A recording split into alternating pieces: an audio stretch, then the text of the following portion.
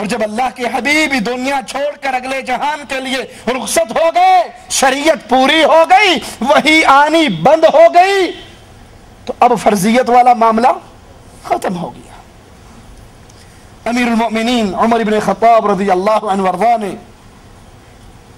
مسلمانوں کے اس جوش کو دیکھا، نبی کی اس محبت کو دیکھا اس نماز کے لیے، تو پھر مسلمانوں کو حکم دیا، 2 صحابہ کی ڈیوٹی لگائی کہ تم نبی کے صحابہ کو 11 رکعت تراویح کی نماز پڑھایا کرو۔ فاضل علوی کہتا ہے ایک رات تراویح کی نماز پڑھ لو، کہتا میرا توتا ہے جواب ہے میں نہیں پڑھ سکتا۔ ہم نے تو پہلے کہا ہے اس نماز سے محبت اہل ایمان کو ہے، اسی لیے رسول کے صحابہ نبی کے انتظار میں بیٹھے رہے۔ کہتے ہیں یہ تراویح، کہتے میں نے مولوی سے پوچھا تراویح کیوں پڑھتے ہو؟ وہ کہتا ہے امیر عمر نے دیتی سی۔ پھر امیر المؤمنین کی شان میں توہین کرتے ہوئے یہ خبیث کہتا ہے وہ تو اور بھی بہت کچھ دیا کرتے تھے۔ انا للہ و انا الیہ۔ مینوں ساری کائنات مرشد کھڑا ہو کے آکھے نا فاضل علوی ایک رات تراویح پڑھ، میرا توتا جواب میں نہیں پڑھا۔ میں ایک مولوی نو آکھیا گل سونا بندے دیا پترا، نہ رسول پڑھیے نہ سونے صدیق پڑھیے تے تسی ساری رات پریٹ کرا کرا کے بندے نو مار دندے ہو، کہ تسی کتھوں لے ہیں؟ اگے سانو حضرت عمر دیتی ہیں۔ میں کہا وہ تو اور بھی بڑا کچھ دندے سے نہیں سنے ہاں۔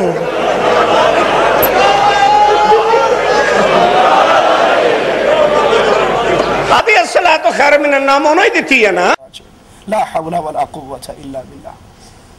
وہ امیر عمر رضی اللہ عنہ وارضا جو اللہ کے نبی کے پیارے، آپ کے ساتھی، آج اس کی میری اور تمہاری گلیوں میں اس کی توہین کی جاتی ہے، اور توہین کرنے والے اپنے آپ کو مومن سمجھتے ہیں، اور جن کے ایمان کی گارنٹی امام الانبیاء نے دی تھی اس کے ایمان کا انکار کرتے ہیں۔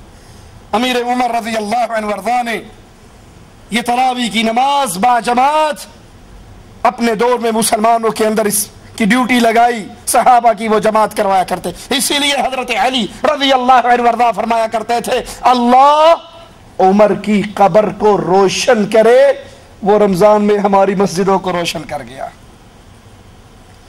اللہ امیر عمر کی قبر کو روشن کرے، وہ رمضان کی راتوں میں اہل ایمان کی مسجدوں کو روشن کر گیا۔ آذان کے کلمات جب مسلمان مدینے میں پہنچے، کسی نے کچھ مشورہ دیا، کسی نے کچھ مشورہ دیا، امیر عمر رضی اللہ عنہ وارضا نے یہ آذان کے کلمات جو خواب میں دیکھے وہ رسول کریم صلی اللہ علیہ وسلم کے سامنے پڑھے۔ آپ کو یہ تجویز پسند آئی اور وہاں سے آذان کا سلسلہ شروع ہوا۔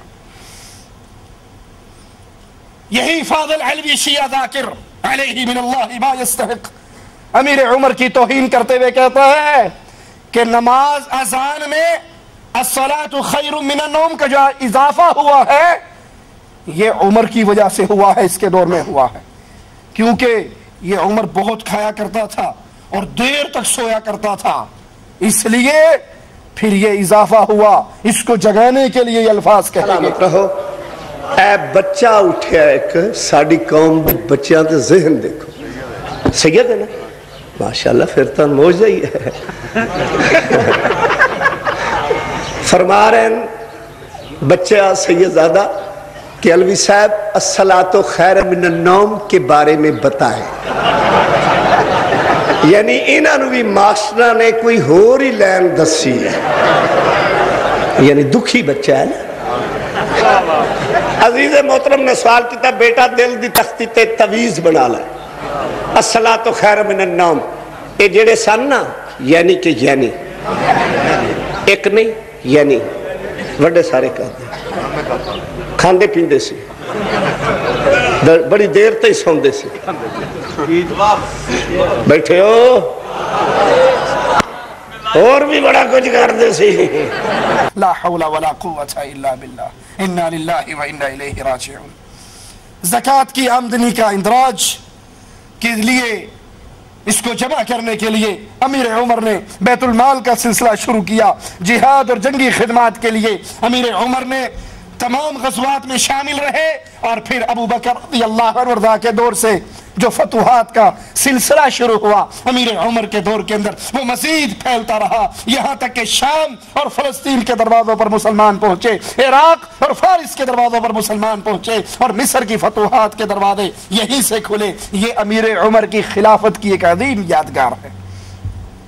अमीर उमर के दौर में फौजी दफ्तर की तरबियत, रज़ाकारों के वज़ाइफ, ये सारी तरतीबात ममलकत का निज़ाम चलाने के लिए ये इसका इब्तिदा हज़रत उमर रज़ियल्लाहु अन्हु के दौर से हुई।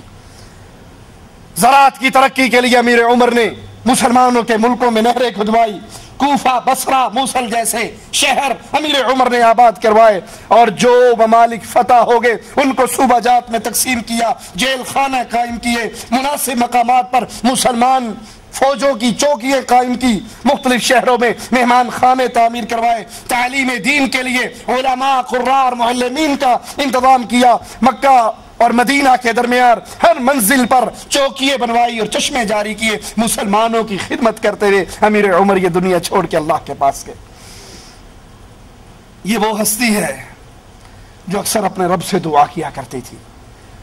अमीरुल मोमिनीन अल्लाह से मांगा करते थे, क्या अल्लाहुम्मा अर्ज़ुक़नी शहादतन फ़ी सबीलिक, है अल्लाह मुझे अपने रास्ते में शहादत की मौत अता फरमा। अगला हिस्सा दुआ का बड़ा अजीब है, वजअल मौती फ़ी बलद रसूलिक, मुझे अपने रास्ते में शहादत की मौत अता फरमा और मेरी मौत भी मदीने में वाक़े हो। मदीना तो मुसलमानों का मुल्क है, शहर है, मुसलमान फौजें तो रूम और फारिस से टकरा रही हैं, अमीर उमर शहादत भी मांग रहे हैं और मदीने से बाहर मौत भी नहीं मांगते। ऐ अल्लाह मुझे शहादत अता फरमा और मेरी मौत मदीने के अंदर हो। अल्लाह ने अमीरुल मोमिनीन की इस दुआ को कबूल कर लिया। फजर की नमाज पढ़ा रहे 26 ज़िलहिज्जा की सुबह मस्जिद नबवी में अमीरुल मोमिनीन उमर इब्न खत्ताब रज़ियल्लाहु अन्हु वरज़ा मुसल्ले पे खड़े। अबू लुअलुअ मजूसी, फेरोज नामी मजूसी, वो दो धारी खंजर लेकर अमीरुल मोमिनीन पे हमला करता है और आपको शदीद जख्मी कर देता है। अमीरुल मोमिनीन जख्मों से चूर होकर गिर जाते हैं। जब होश आता है पहला सवाल करते हैं अमीरुल मोमिनीन, गौर करना, अल्लाह सबसे पहले कहने वाले को गौर करने की तौफीक अता फरमाए, और फिर हर उसको जिसके दिल में उमर की मोहब्बत का समंदर ठाठे मार रहा है, क्या वाकई मैं मोहब्बत उमर में सच्चा हूं या झूठा हूं। होश आते ही पहला सवाल, लोगों क्या उमर ने नमाज पूरी कर ली थी। मैं दौरान नमाज जख्मी हुआ था, मेरी नमाज पूरी हो गई या रह गई। अगर रह गई मुझे उठाकर बिठाओ, मैं अपनी नमाज पूरी कर लूं। जिसकी नमाज नहीं उसका दीन नहीं। क्रिकेट मैच के लिए नमाजें छोड़ने वालों, हॉकी मैच के लिए नमाजें छोड़ने वालों, नरम गरम बिस्तरों में पड़े हुए जाग कर आजान सुनकर हय्या अलस सलाह हय्या अलल फलाह की सदाएं सुनकर फिर अपने बिस्तरों में लेटे रहनो, करवटें बदल कर सो जाने वालों, क्या तुम्हारा अमीरुल मोमिनीन से कोई रिश्ता है। वो तो मौत और हयात की कशमकश में है, वो तो आखिरी सांसों में है, और इस वक्त भी अमीर उमर को फिक्र क्या है कि मेरी नमाज रह तो नहीं गई। जिसकी नमाज नहीं उसका दीन नहीं। अमीरुल मोमिनीन वो अजीम ज़ात, जिंदगी के आखिरी लम्हात तक मेरे नबी की हदीसों की हिफाजत करने वाले, मेरे नबी की सुन्नतों की फिक्र करने वाले। एक नौजवान आता है इस हाल के अंदर, अमीरुल मोमिनीन को देखने के लिए आता है, और जब इयादत करके वापस जाता है आपकी नजर उसके टखनों पे पड़ती है, उसकी शलवार, उसका कपड़ा उसके टखनों से नीचे है। हम क्या कहते हैं जी खैर सल्ला है, कोई गाल नहीं। اونچا کر لو ثواب ہے، نہ کرو گناہ کوئی نہیں۔ اور اگر کوئی اپنے کپڑے کو ڈھکنے سے بلند کرتا ہے نبی کی سنت پہ عمل کرتے ہوئے، تو بجائے اپنے دل میں یہ جذبہ پیدا کرنے کے کہ میں بھی سنت پہ عمل کروں، اس کا مذاق اڑایا جاتا ہے۔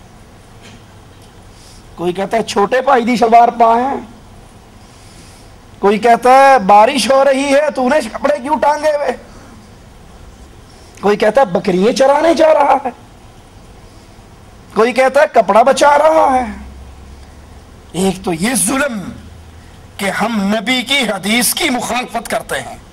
میرے نبی نے فرمایا جو کپڑا ٹخنے سے نیچے ہے یہ جہنم کی آگ میں ہے۔ ایک تو یہ جرم کہ حدیث محمد پہ عمل نہیں کرتے صلی اللہ علیہ وسلم، اور اس سے بڑا گناہ یہ کہ حدیث پہ عمل کرنے والے کی بے عزتی بھی کرتے ہیں۔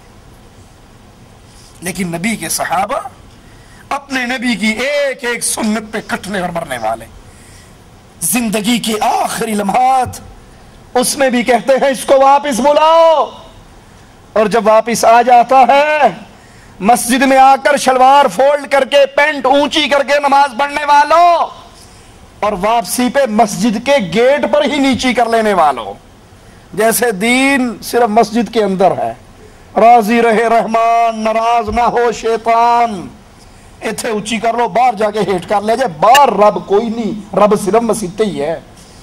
لا حول ولا قوت الا باللہ۔ کہا واپس بلاؤ، یہ واپس پلٹتا ہے، کہتے ہیں بھتیجے اپنی شلوار کو اونچا کر، یہ تیرے دل کو پاک رکھے گی، تیرے کپڑے کو بھی پاک رکھے۔ بیٹا عبداللہ آتا ہے، امیر عمر کے سر مبارک کو اٹھا کر اپنی ران پہ